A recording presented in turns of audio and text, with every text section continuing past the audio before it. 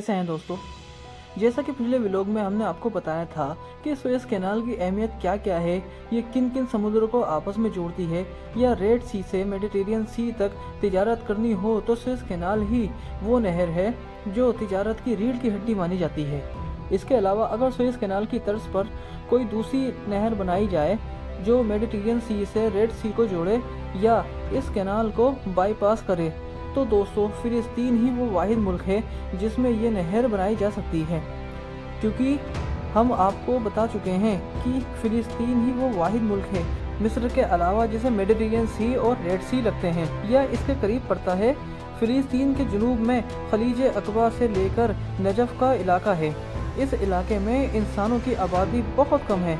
फिलिस्तीन के बीच में ये वेस्ट बैंक यानी मगरबी किनारा है। इसे वेस्ट बैंक इसलिए कहते हैं क्योंकि ये उर्दन के दरिया के मगरबी किनारे पर मौजूद है। वेस्ट बैंक का मगरबी इलाका जुडेरियम की ऊंची नीची पहाड़ियों पर डिपेंड है। वेस्ट बैंक और अनाकाबा के बीच में डेड सी है। फिलिस्तीन के मशरिक में दरियाए उर्दन मौजूद है जो फिलिस्तीन की उर्दन के साथ मशरकी सरहद भी है। दरियाए उर्दन शुमाल में गोलान की पहाड़ियों से शुरू होकर पहले सी ऑफ गैलिली तक जाता है, फिर वहां से होते हुए डेड सी में गिर जाता है।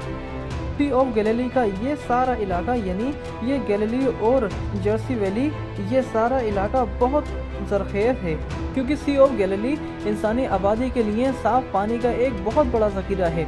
वेस्ट बैंक के साथ ये साहिली इलाका शेरोन प्लेन है। ये इलाका भी बहुत ज़रख़ेज़ है। वेस्ट बैंक के अंदर सबसे बड़ा और तीनों मज़ाहिब यानी इस्लाम, ईसाई और यहूदियत के लिए सबसे मुक़द्दस मुकाम यानी यरूशलेम है। अब हम आपको अक़वाम मुत्तहिदा की कमेटी की तक़सीम के बारे में भी बताते हैं। अक़वाम मुत्तहिदा की कमेटी ने जो रिपोर्ट पेश की उसमें सारा नजफ, सेरा और ज़रख़ेज़ जर्सी वैली और साहिली मैदानी इलाका शेरोन प्लेन इसराइल को दे दिया गया। साफ़ पानी के सबसे बड़े ज़ख़ीरे को भी मुकम्मल तौर पर इसराइल को ही दे दिया गया। इसराइल को दिया जाने वाला ये इलाका कुल फ़िलिस्तीन के रकबे का 57% था, जबकि फ़िलिस्तीन को दिया जाने वाला इलाका रकबे के लिहाज से 43% यानी 43% था। फ़िलिस्तीन को दिए जाने वाले इलाकों में लेबनान के साथ गैलिली का ये इलाका, वेस्ट बैंक और गाज़ा का ये शुमाली इलाका था। यरूशलेम शहर को बैनुल-अक़वामी कंट्रोल में दे दिया गया। मेडिटेरियन सी की 2/3 से ज़्यादा कोस्ट लाइन भी इसराइल को दे दी गई।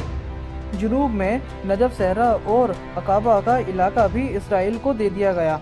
इसी वजह से इसकी जियो स्ट्रेटेजिक अहमियत बढ़ गई क्योंकि इसे बहरा रोम और बहरा एमर तक रसाई मिल गई। इंसानी आबादी के लिए साहिल इलाका शेरोन प्लेन भी इसराइल को मिल गया। शेरोन प्लेन इसराइल को मिल जाने से इसकी ज़रार की ज़रूरत भी पूरी होने लगी थी। फिर ये साहिली इलाके सनत और तिजारत के लिहाज से भी बहुत ज़रूरी थे।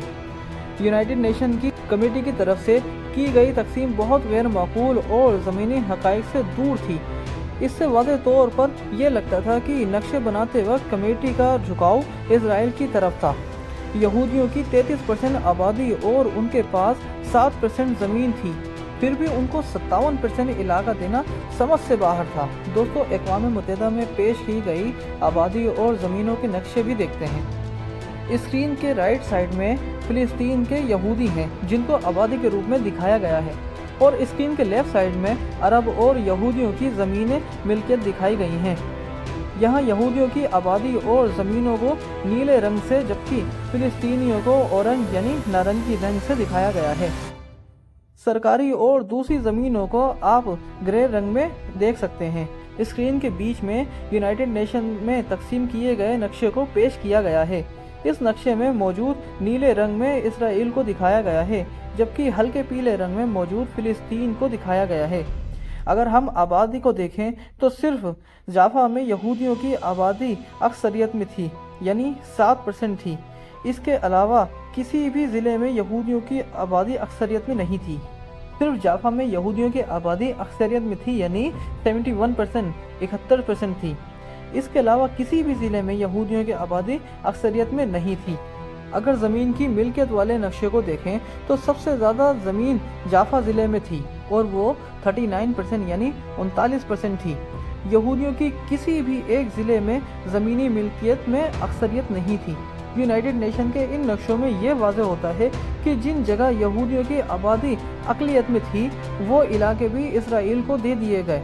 اسرائیل کو صاف پانی کا سب سے بڑا ذخیرہ سی آف گیلیلی دینے کے لیے اس کے آس پاس کا سارا علاقہ اسرائیل کو دے دیا گیا، یہ دیکھے بنا کہ نہ یہاں یہودیوں کی اکثریت ہے اور نہ ان کے پاس اس علاقے کی اکثریت زمین ہے۔ اس کے علاوہ جنوب میں نجف صحرا بھی اسرائیل کو دے دیا گیا تھا تاکہ اسرائیل کو بحیرہ روم اور بحیرہ ایمر دونوں تک آسانی سے رسائی پہنچ سکے۔ حالانکہ نجف صحرا میں یہودیوں کی آبادی 1% سے بھی کم تھی اور اس صحرا میں 99% عرب فلسطینی آباد تھے۔ اقوام متحدہ کی کمیٹی نے فلسطین کی تقسیم سے متعلق رپورٹ جنرل اسمبلی یعنی ریزولوشن 181 کی صورت میں پیش کی تھی۔ جنرل اسمبلی کے رولز کے مطابق فلسطین کی تقسیم اور ایک نئی یہودی ریاست کا قیام تبھی ممکن تھا اگر جنرل اسمبلی یہ قرارداد 2% کی اکثریت سے منظور کر لیتی ہے تو تقریباً تمام مغربی ممالک اس قرارداد کے حق میں تھے اور تمام مسلم ممالک اس قرارداد کے خلاف تھے۔ اس لیے اس قرارداد کو 2% کی اکثریت سے پاس ہونا آسان کام نہیں تھا۔ طاقتور مغربی ممالک ایک نئی یہودی ریاست کے حق میں تھے، شاید وہ اس لیے کہ ان ممالک کو مستقبل میں دنیا کے اس اہم مسلم خطے میں ایک اتحادی اور کاؤنٹر ویٹ مل سکتا تھا، ایک مضبوط اتحادی جو تیل کی دولت سے مالا مال اس اہم خطے میں موجودگی ان ممالک کی تجارتی، معاشی، جیو اسٹریٹجک اور دفاعی معاملات کے تحفظ کے لیے ضروری تھی۔ زیونسٹ تنظیموں کو 2000 سال بعد اپنی ریاست کے قائم ہونے کی صورت نظر آنے لگی تھی تو وہ اپنے پورے وسائل اور طاقت اس خواب کو پورا کرنے میں لگاتے چلے گئے۔ زیونسٹ تنظیمیں دنیا بھر کے ممالک کو اس قرارداد کے حق میں ووٹ دینے کے لیے لوبنگ شروع کرنے لگے۔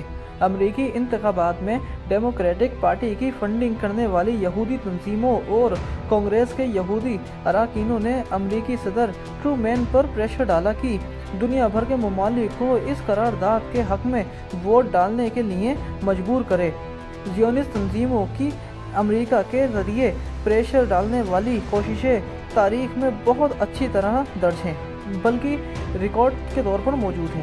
امریکی صدر اور اسٹیٹ ڈپارٹمنٹ نے افریقہ اور جنوبی امریکہ کے کمزور ممالک پر دباؤ ڈالا کہ وہ قرارداد کے حق میں ووٹ دیں۔ 26 امریکی سینیٹ نے ایک دستخط کردہ ایک ٹیلی گرام ان ممالک کو بھیجا جس میں امریکی امداد کے بدلے قرارداد میں ان کی حمایت کی درخواست کی گئی تھی۔ امریکی صدر اور زیونسٹ تنظیموں کی ان کوششوں کے بعد 29 ستمبر 1947 کو جب قرارداد میں ووٹ ڈالا گیا تو کل 57 یعنی 57 ممالک میں سے 33 ممالک نے قرارداد کے حق میں ووٹ دیا، جبکہ 13 ممالک نے قرارداد کے خلاف ووٹ دیا اور 11 ممالک نے ووٹنگ میں حصہ ہی نہیں لیا۔ یوں فلسطین کو تقسیم اور نئی یہودی ریاست کا قیام کے قرارداد نمبر 181 جنرل اسمبلی سے 2% اکثریت سے پاس ہو گئی۔ یاد رہے کہ اس قرارداد میں بھارت اور پاکستان دونوں نے اس کے خلاف ووٹ دیا تھا۔ عرب لیڈرز نے یہ کہتے ہوئے قرارداد کو مسترد کر دیا کہ یہ اقوام متحدہ کے مینڈیٹ کے خلاف ہے۔ قرارداد کے پاس ہو جانے کے بعد برطانیہ نے یہ اعلان کر دیا کہ وہ 14 مئی 1948 کی رات فلسطین چھوڑ کر چلا جائے گا۔ برطانیہ کے جانے کے ایک دن پہلے ہی یہودی لیڈرشپ نے اسرائیل کے قیام کا اعلان کر دیا۔ فلسطینیوں نے تقسیم کے خلاف عام ہڑتال کا اعلان کر دیا۔ فلسطینیوں کے احتجاج کے نتیجے میں دونوں کمیونٹی میں آپسی جھڑپیں شروع ہو گئیں۔ یہ خانہ جنگی اسرائیل اور عرب ریاستوں کے بیچ میں جنگ میں تبدیل ہو گئیں۔ اسرائیل اور 7 عرب ریاستوں کے بیچ ہونے والی یہ جنگ 7 ماہ تک چلی، جس میں 7 عرب ممالک میں شام، اردن، مصر، لبنان، یمن اور عراق، سعودی عرب وغیرہ شامل تھے۔ جب جنگ عرب ممالک کی ہار کی صورت میں ختم ہوئی تو اسرائیل فلسطین کے کچھ ایسے علاقوں پر بھی قبضہ کر چکا تھا جو اقوام متحدہ کی قرارداد 181 میں فلسطین کو دیے گئے تھے۔ اس طرح جنگ کے بعد فلسطین 181 قرارداد کے حساب سے بھی اور زیادہ سکڑتا چلا گیا۔ عرب اسرائیل میں 1956 1967 और 1973 ये 3 सालों में बड़ी जंगें हुई। हर दफ़ा फ़िलिस्तीन पहले से ज़्यादा सिकुड़ता रहा। आज का फ़िलिस्तीन गाज़ा और वेस्ट बैंक के छोटे से हिस्से तक महदूद होकर रह गया है। इसराइल वेस्ट बैंक के इलाकों में बहुत सी गैर कानूनी बस्तियां बसाकर उन पर अपना तसल्लुत कायम कर रहा है। वेस्ट बैंक में इसराइल के ये इक़दामात बैनुल-अक़वामी कानून की खिलाफ वर्जी है, जिसे सारी दुनिया में गैर कानूनी माना जाता है। लेकिन अमेरिका वाहिद वो मुल्क है जो इस मामले पर इसराइल के साथ खड़ा है। फ़िलिस्तीनी सब कुछ छिन जाने के बाद बैनुल-अक़वामी ज़मीर पर दस्तक दे रहे हैं, लेकिन दुनिया खामोश तमाशा देख रही है। फ़िलिस्तीनियों का बैनुल-अक़वामी ज़मीर से ज़्यादा गिला अपनी अरब लीडरशिप से है, जो तमाम वसाइल होने के बावजूद भी अपनी मुक़द्दस ज़मीन का दिफा नहीं कर रहे हैं। दोस्तों, कैसी लगी आपको हमारी ये वीडियो? हमें कमेंट बॉक्स में ज़रूर बताइए और हमारी नई आने वाली वीडियो देखते रहिए हमारे चैनल सामिर खान व्लॉग में। तब तक के लिए मुझे दीजिए इजाज़त। आपका दोस्त नवाज़ खान।